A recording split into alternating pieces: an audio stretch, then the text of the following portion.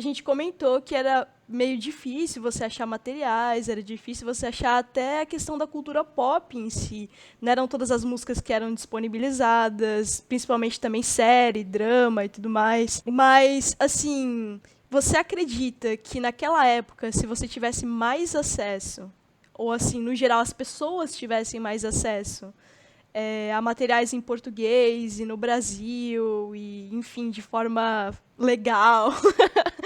Você acredita que mais pessoas teriam estudado coreano e ou que teria sido mais fácil para você entrar nesse mundo? Ah, sim, com certeza, com certeza. Eu tiro pelos meus amigos hoje, que é muito democratizado, né, o acesso a essas coisas. Isso acaba sendo uma porta de entrada para você querer aprender a língua, para você ir atrás de mais coisas. E hoje, com o acesso tão democratizado, tem tantos materiais, não só em português, em várias línguas, em inglês, em espanhol, em francês, e você tem uma infinidade de coisas para você assistir, para você ouvir. Então, eu acho que sim, é muito mais fácil para quem está querendo aprender coreano hoje, para quem quer uma porta de entrada para esse mundo, hoje está muito mais fácil, porque está tudo democratizado, você não precisa ficar correndo atrás e se esforçando o dobro para assistir um episódio de uma novela, que é só você abrir a Netflix, escolher e assistir, pronto, acabou. É simples. Então, eu acho sim que esse acesso mais democratizado aos materiais que te ajudam a estudar facilita muito o aprendizado, porque você perde muito menos tempo. Tipo, hoje, para eu assistir uma novela no Netflix, eu me leva menos de 5 minutos para eu ir lá abrir e botar play. Hoje é muito mais tranquilo, assim. É só o seu próprio esforço para estudar a língua mesmo. Você não precisa mais se esforçar para achar as coisas. Ainda bem. Sim. Problematizando um pouco agora o que você falou, a gente está numa era que, obviamente, a gente tem muito mais informação, muito mais acesso às coisas, mas não necessariamente são informações de qualidade ou organizadas ou com fontes confiáveis e por aí vai, né? Você acredita que hoje as fontes de coreano que a gente tem em português, número um, são todas confiáveis e número dois, são satisfatórias para alguém aprender do zero sem precisar depender de um inglês ou algo do gênero para conseguir ter uma base um pouco maior? Eu respondo não com tranquilidade para as duas perguntas. A primeira pergunta, pelo seguinte, o buraco é um pouco mais embaixo para a primeira pergunta, porque com a fama da onda Hallyu no Brasil, né, com o boom de vários grupos de K-pop nos últimos anos, tem muita gente que quer ganhar fama na internet em cima disso. Então tem muita gente que não sabe coreano direito, que tipo aprendeu o alfabeto e é isso e acha que sabe a língua coreana e aprendeu assim, mal aprendido, porque fala tudo errado. Uhum. E isso para mim é muito problemático. Eu, como uma pessoa que está fazendo um curso de licenciatura e bacharel em língua coreana, em português, eu estou estudando para dar aula de língua coreana, sabe? Acho que especialmente para mim e para meus colegas que também são de alunos de licenciatura da língua coreana, para a gente é muito difícil ver essas pessoas que elas não têm a menor noção do que é dar uma aula, não têm a menor noção de didática, de nada, e em prol de ganhar fama na internet, de ficar famosinha, de ter seguidores, de não sei o quê, elas estão compartilhando muitas informações erradas. Isso acaba também afastando muitas pessoas do aprendizado de coreano, porque eu já vi muitos casos dessas pessoas que estão sendo assim estupidamente grossas com quem está tentando aprender e ainda por cima está ensinando coisa errada. Então, para mim, para mim esse é o lado negativo de toda essa democratização, que tem muita gente que assim não sabe a língua direito e quer ensinar. O negócio não é necessariamente você tem que ser fluente para ensinar coreano, eu não concordo com isso. Mas você tem que ter noção e certeza do que você está ensinando. Sim. Se você vai falar de alguma coisa que você não sabe, você não fala. Você fala, eu não sei sobre isso. Você tem que ser sincero com seus alunos, sempre. Sim. E existem muitas pessoas que não estão sendo, elas agem como se elas soubessem tudo e elas vão e passam muitas informações erradas. Tem, Sim, assim, sim. contas e contas de Instagram, de Facebook, grupos que eu vejo que as pessoas estão passando tanta coisa errada. E aí você vai ouvir o jeito que elas estão pronunciando, ensinando a pronúncia para os outros, tudo errado também. E aí eu não acho que isso seja uma forma produtiva de passar para frente o conteúdo de língua coreana, porque a pessoa está aprendendo errado. Sim, Ela vai chegar para falar com uma pessoa que fala coreano e a pessoa não vai entender porque ela vai estar falando tudo errado. sim. Porque ela Amiga, fica amiga, nesse amiga, amiga, nada. eu tô com 10% rápido, peraí. Desculpa te interromper. Voltando. Porque existem maneiras e maneiras didaticamente decentes de você ensinar um conteúdo, qualquer que seja ele, seja de língua, seja de história, de geografia, matemática, qualquer que seja o conteúdo, sempre Sim. vão existir maneiras mais adequadas de você transmitir aquilo, de você ensinar aquilo. E em relação à segunda pergunta, que era se a gente consegue aprender coreano só com português, não consegue.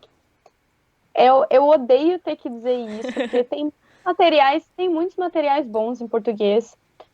O problema é que a maioria dos materiais em português que a gente tem agora são livros. E tem muitos livros bons, tem muitos livros que você olha e fala, esse livro aqui foi muito bem feito, ele é didaticamente acessível, você consegue estudar sozinho na sua casa. O problema é que você precisa de áudio. Você precisa treinar o seu listening. Não tem como estudar uma língua sem treinar listening, qualquer língua, não é só o coreano. E é difícil achar aplicativo, achar coisa, achar material com áudio em português. E de A maioria dos forma organizada lugares, também, né? Às vezes até exatamente. tem, mas ele é meio desorganizado, não tem um módulo propriamente dito. É, não tem, você não consegue assimilar por que aquela coisa foi organizada daquela maneira, então acaba sendo mais complicado do que de ajuda, assim.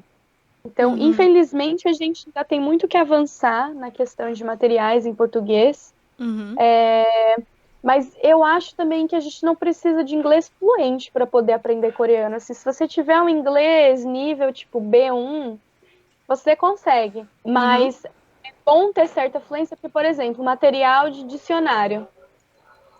Os dicionários de português para coreano não são os melhores Não possíveis. são muito O melhor satisfatórios, né, nas traduções.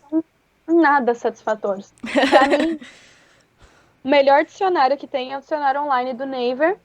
E assim, se você não souber inglês, fica difícil. É um pouco Porque complicado. o Naver praticamente só presta em inglês.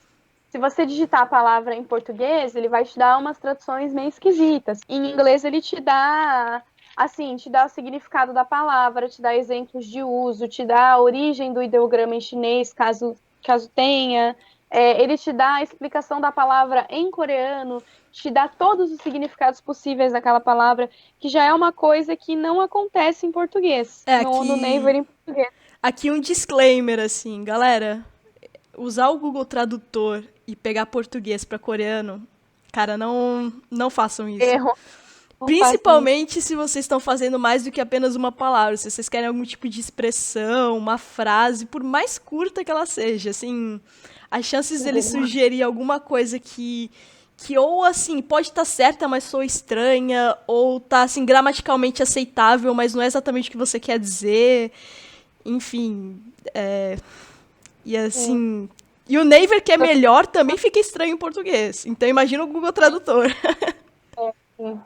E também, se quiser usar um tradutor, usa o Papago do Naver também, que é bem melhor, mas sempre do inglês para o coreano. Infelizmente, a gente ainda não tem grandes dicionários ou tradutores assim que nos ofereçam um material confiável, né? Um material que você pode, de fato, usar sem medo dele estar errado.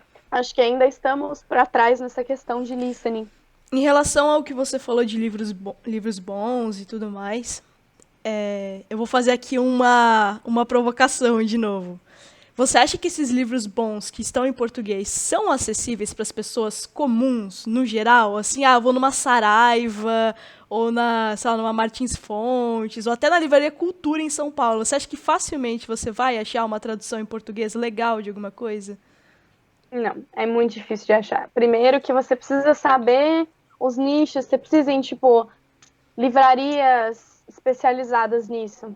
Por exemplo, livrarias especializadas em ensino de chinês, coreano, japonês. Nessas livrarias você acha, ou você pesquisa na internet, mas se entrar numa Saraiva, numa cultura da vida, você não vai achar nada. No mais, talvez na Saraiva você ache um dicionário de português para coreano. no máximo, talvez, geralmente está esgotado. Eu sei porque eu já procurei esse dicionário umas 5 vezes, toda vez que eu vou, ai, tá esgotado, não tem mais. Já até desisti de comprar esse dicionário. E às vezes por um Mas, preço absurdo, né? Porque ai, como é geralmente limitado. R$ 50, de R$ 50 para cima. Dificilmente você vai achar algum livro de coreano, um livro didático de coreano por menos de R$ 50. Sim, Difícil, bem sim. difícil. Mas olha, mesmo aqui na Coreia, os livros didáticos são bem caros. Os livros do curso que eu tô fazendo, cada um custou R$ 60. Caraca. E a É. gente tem que comprar três.